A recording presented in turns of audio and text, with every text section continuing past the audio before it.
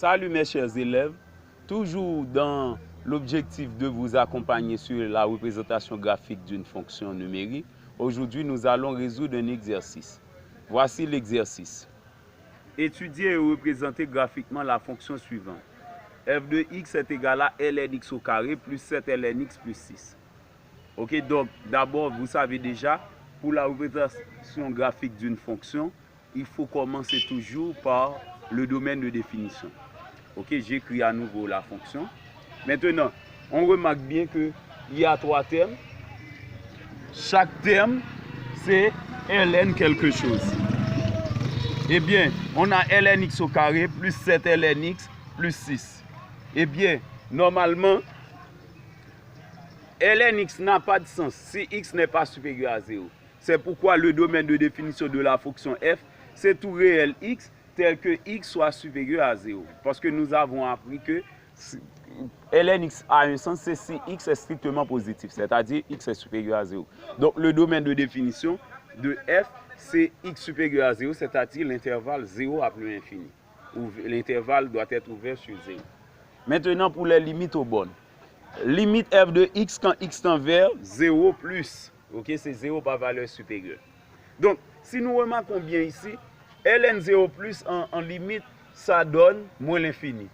Eh bien, avec moins l'infini au carré, on va avoir plus l'infini, mais pourtant avec 7 par plus l'infini. Avec 7 plus 7 par moins l'infini, on va avoir moins l'infini. On va avoir plus l'infini pour cette partie, moins l'infini pour cette partie. C'est 7 par moins l'infini qui donne moins l'infini, et ici, moins l'infini au carré qui donne plus l'infini. Donc c'est sûr qu'on va trouver une forme indéterminée. Eh bien, puisqu'on a déjà prévu ce cas, eh bien, on commence par lever cette indétermination. Donc, je prends ces deux parties qui comportent les deux, la fonction ln, je mets ln en évidence, ln x en évidence. Donc, la limite de f de x en 0 plus, c'est ln x, c'est la limite de ln x, facteur de ln x plus 7, ajouter 2 plus 6 quand x tend vers 0 plus. Maintenant, on remplace x par 0 plus. C'est ln 0 plus, facteur de ln 0 plus 7, plus 6 à l'extérieur. Ln 0 plus donne moins l'infini. On a moins l'infini. Facteur de moins l'infini plus 7, plus 6. Moins l'infini plus 7 donne moins l'infini. On a moins l'infini par moins l'infini, plus 6. Et moins l'infini par moins l'infini n'est autre que plus l'infini. On a plus l'infini plus 6, qui donne plus l'infini. Donc, la limite de f de x quand x tend vers 0 plus donne plus l'infini. Ok, donc vous avez déjà vu toutes les étapes. Puisque la limite de f quand x tend vers un réel, ça donne infini, et bien ce réel est dit asymptote verticale à la coupe. Maintenant, pour la limite de f de x quand x tend vers plus l'infini. La limite de f de x quand x tend vers plus l'infini, c'est remplacer tous les x par plus l'infini. Puisque ln plus l'infini donne plus l'infini, on ne va pas avoir de forme indéterminée dans ce cas. Eh bien, je remplace x directement par plus l'infini. On a ln plus l'infini au carré, plus 7 par plus l'infini, plus 6. Donc, ça donne plus l'infini au carré, plus 7 par plus l'infini, plus 6. Ok, donc, plus l'infini au carré donne plus l'infini. 7 par plus l'infini, plus 6. On a plus l'infini, plus 6. Plus l'infini donne plus l'infini. Plus l'infini plus 6 donne plus l'infini. Donc, on a la limite de f en plus l'infini. Ça donne à nouveau plus l'infini. Mais on peut remarquer, il y a un cas que nous avons vu dans l'organigramme d'une branche infinie d'une coupe et d'une fonction f. L'organigramme d'une branche infinie d'une fonction numérique f. Eh bien, normalement, lorsque vous faites la limite de f de x quand x tend vers infini, ça donne à nouveau infini. Il faut étudier la branche infinie de f dans ce cas. Eh bien, c'est pourquoi on fait la limite de f de x sur x quand x tend vers plus infini. Puisque c'était en plus infini que ça donnait infini. Eh bien, la limite de f de x sur x quand x tend vers plus infini, je remplace f de x par sa valeur. C'est la limite de f de x, la valeur de f de x sur x en plus infini. Maintenant, ici, si on commence par remplacer x par plus l'infini, c'est sûr qu'on va trouver une forme indéterminée. Parce que normalement, on a déjà vu que la limite de f de x en plus infini donnait plus infini. Et x également tend vers plus infini en plus infini. C'est sûr qu'on trouverait une forme indéterminée, plus l'infini sur plus l'infini. Et bien maintenant, juste avant même de trouver cette forme indéterminée, on commence par lever l'indétermination. On lève l'indétermination. Pour lever l'indétermination, nous divisons chaque terme, ok, du numérateur par x. On divise chaque terme du numérateur par x. C'est ln x au carré sur x plus 7 ln x sur x plus 6 sur x. Ok? On divise chaque terme par x. Pour lever l'indétermination, on va rendre ça plus simplement. Et on va écrire plus simplement. On a ln x au carré sur x. On transforme ça comme étant le rapport au carré. Eh bien, quel nombre qui pourrait se élever au carré pour donner x? C'est racine carrée de x. Je mets ln x sur racine carrée de x au carré, plus 7 par ln x sur x, plus 6 sur x. Et racine carrée de x, nous avons appris que racine carrée de x, c'est x exposant 1 demi. Avec la formule, racine n de a exposant p, c'est a exposant p sur n. Eh bien, normalement, on a la limite de ln x sur x exposant 1 demi au carré, plus 7 par ln x sur x, plus 6 sur x. Nous avons appris cette limite de référence lorsqu'on étudie les limites pour la fonction logarithme népérien. Quand x tend vers plus l'infini, ln x sur x exposant n tend vers 0. Lorsque n est supérieur à 0, puisque 1 demi est supérieur à 0, ln x sur x exposant 1 demi tend vers 0. De même pour ln x sur x, ça tend vers 0, parce que son exposant c'est 1, 1 est supérieur à 0. 6 sur x tend vers 0 également. Pourquoi? Parce qu'en remplaçant x par plus l'infini, on va avoir 6 sur plus l'infini qui est k sur infini. K sur infini donne 0. K sur infini donne 0. Eh bien, on a une forme. Et donc, c'est 6 sur x, sans perdre de temps, on dit que ça tend vers 0.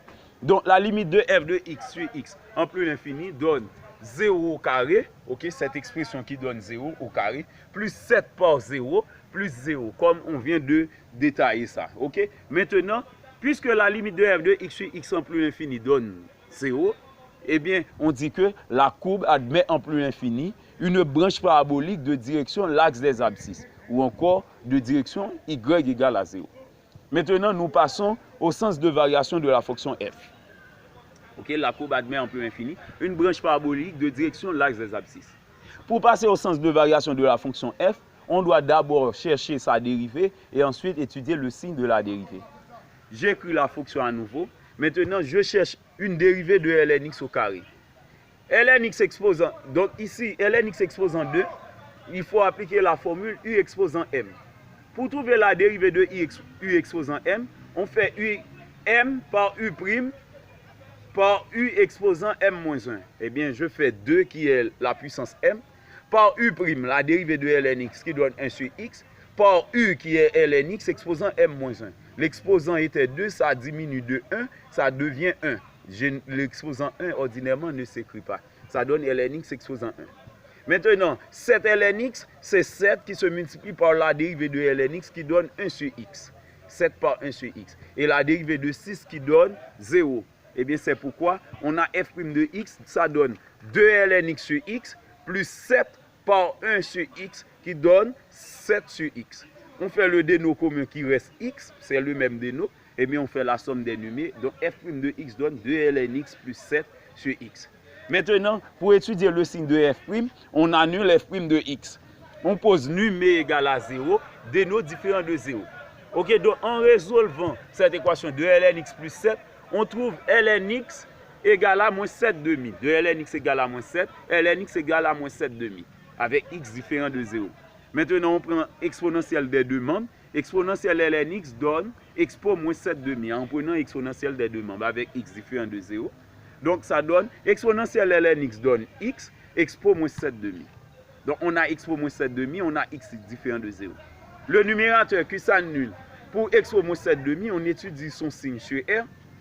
On met moins l'infini 0 moins 7 demi, expo moins 7 demi plus l'infini. On reprend. Moins l'infini 0, expo moins 7 demi plus l'infini dans l'ordre croissant.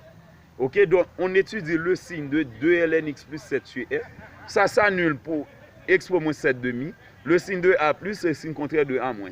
Pour x est différent de 0. Je mets 2 barres en dessous de 0. Le signe de a plus, c'est le signe contraire de a à gauche qui est moins. Maintenant, puisque le domaine de f c'était 0 à plus l'infini, c'est cette partie qui nous intéresse, c'est 0 à plus infini. Eh bien, j'assure l'autre partie qui n'est pas 0 à plus infini. Et j'applique la règle des signes, moins par plus. Moins, 0, plus par plus, plus. Donc, la fonction f est décroissante ici et croissante ici. Nous remarquons qu'il y a un sommet, c'est un minimum. Eh bien, nous calculons l'ordonnée de ce minimum. Donc, nous calculons le minimum. Le minimum, c'est l'ordonnée ordinairement qu'on dit pour le minimum. Eh bien, par conséquent, pour calculer le minimum, nous calculons l'image de expo moins 7,5 par f. Ça donne ln expo moins 7,5 au carré, plus 7 par ln expo moins 7,5, plus 6. ln expo moins 7,5, ça donne moins 7,5 au carré, plus 7 par ln expo moins 7,5 qui donne moins 7,5 plus 6. Donc ça donne 49K, plus 7 par moins 7,5 plus 6. 49K, moins 7 par moins 7, ça donne moins 49. Ça donne moins 49,5 plus 6. Maintenant, pour donner le résultat final, on fait le déno commun qui est 4. 4 se divise par 4 pour donner 1 et 1 se multiplie par 49. Et ensuite, 4 divisé par 2, ça donne 2 par moins 49, ça donne moins 98. 4 par 6 donne 24.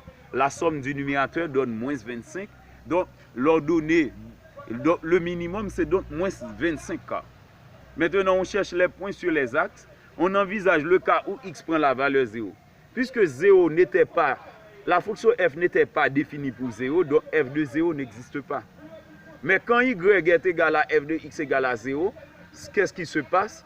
C'est la fonction f qu'on pose égale à 0. Donc on a une équation où l'inconnu x est figuré à partir de la fonction ln. Eh bien, nous posons ln x égale à t comme à l'ordinaire, où t est un réel. L'équation devient t carré plus 7t plus 6. Puisqu'on a ici une équation du second degré d'inconnu t, et lorsqu'on fait a moins b plus c, ça donne 0, la règle nous dit que l'une des racines c'est moins 1, l'autre c'est moins c sur a, qui donne moins 6. Eh bien, on a ln x égale à t, eh bien, ln x donne moins 1 ou ln x donne moins 6. Ok? Donc, on va avoir, ok, on peut dire ça comme ça, ln x donne moins 1 ou ln x donne moins 6. D'une part, on prend l'exponentielle des deux membres.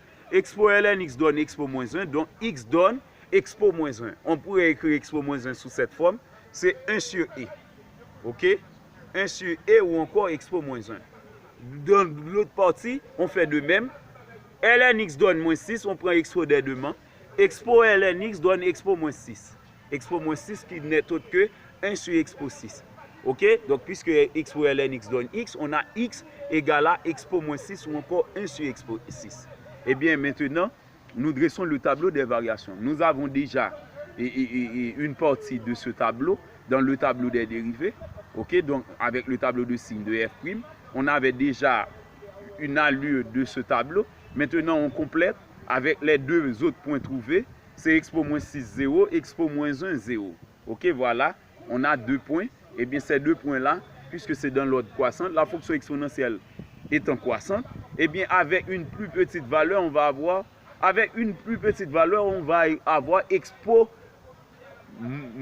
moins 6 va être plus, expo x va être plus petit. Ok?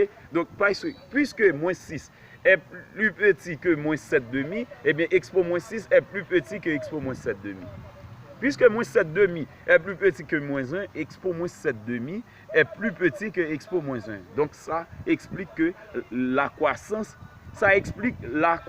de la fonction exponentielle. C'est de même pour la fonction ln. Ok, voilà, on a le tableau des variations. Avec ce tableau de variations, eh bien, nous traçons le graphe de f. Maintenant, dans ce tableau, dans le graphe, c'est un peu, donc les nombres sont tellement petits, donc on utilise un repère orthogonal. On utilise un repère orthogonal où la valeur qu'on prend pour 1 en abscisse est différente de celle qu'on prend pour 1 en ordonnée. Voici le repère. Ok, donc vous voyez bien. Donc c'est en dixième, ok, d'unité que je prends ça. C'est 0.1, 0.2, 0.3, ok, donc jusqu'à expo moins 1 qui est voisin de 0.36 au centième près. Ok, maintenant, vous voyez, eh bien, suivant le tableau de variation, à côté de l'asymptote verticale x égale à 0 en plus l'infini, suivant le tableau de variation, on part avec la courbe, on descend dans le premier point sur les axes, qui est expo moins 6, 0, donc la courbe coupe l'axe des abscisses en expo moins 6, 0. Ensuite, ça descend dans le minimum, expo moins 7 demi moins 25 quart. Et puis ensuite, ça monte jusqu'à expo moins 1, 0. Expo moins 1, 0 qui est voisin, expo moins 1 qui est voisin de 0,36. Eh bien, je pars jusqu'à 0,36 et ensuite, en plus infini, nous avons étudié que la courbe admet une branche parabolique de direction de l'axe des abscisses. Eh bien, en plus infini, ça part suivant une branche parabolique suivant une branche parabolique de direction l'axe des abscisses, comme nous l'avions bien étudié dans les cas précédents. Ok, voici la courbe. Ok, donc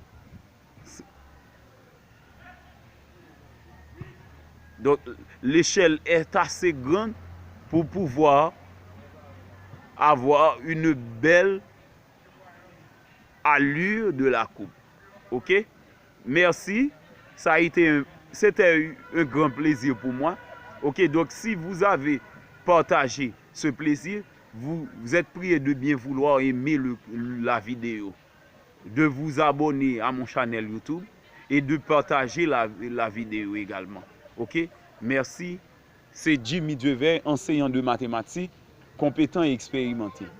Merci et bonne journée.